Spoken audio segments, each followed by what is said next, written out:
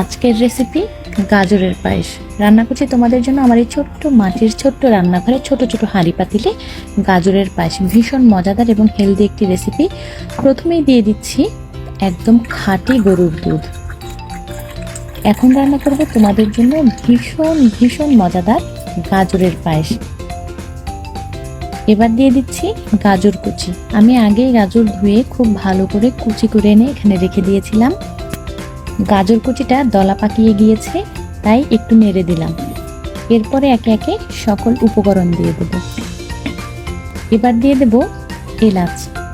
দেখতে পাচ্ছ এখানে একটা এলাচ আছে, দিয়ে দিলাম একটা এলাচ। এরপর দিয়ে দিচ্ছি স্বাদ মতো চিনি। তোমরা যে যতটুকু পরিমাণের মিষ্টি খেতে পছন্দ করো তোমরা তোমাদের স্বাদ অনুযায়ী চিনিটা ব্যবহার করবে। দিয়ে দিলাম পরিমাণ মতো চিনি। এবার একটু নেড়ে দিচ্ছি, চিনিটা যেন খুব দ্রুত গলে যায়।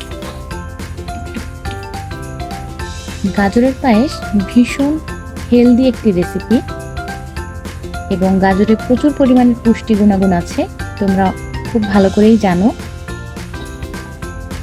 বারবার নেড়ে দিচ্ছি, দুধ একদম উঠলে উঠেছে, পড়ে না যায়, এর জন্য একটু পরপরই নেড়ে দিচ্ছি।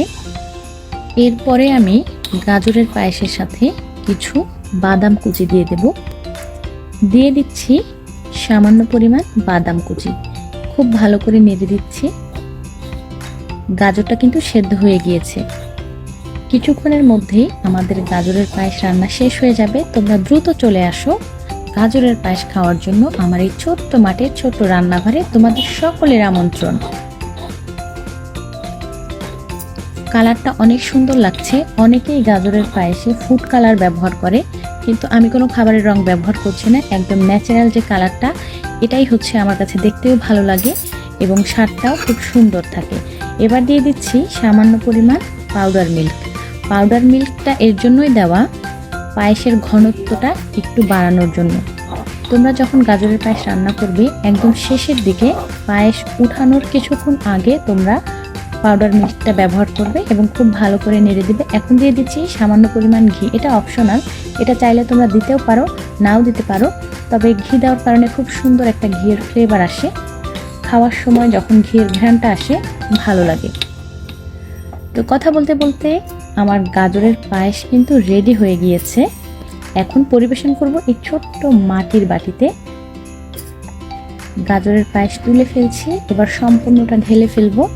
ভীষণ গরম এবং দেখতেও কিন্তু ভীষণ মজা হয়েছে। এখন আমরা গাজরের পায়েসের উপরে কিশমিশ এবং বাদাম ছিটিয়ে সুন্দর করে ডেকোরেশন করব।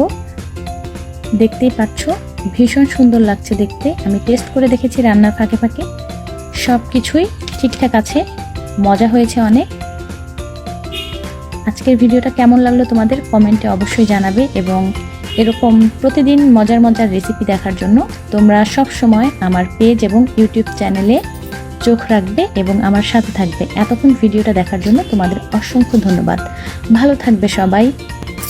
আল্লাহ হাফেজ এভরিওয়ান।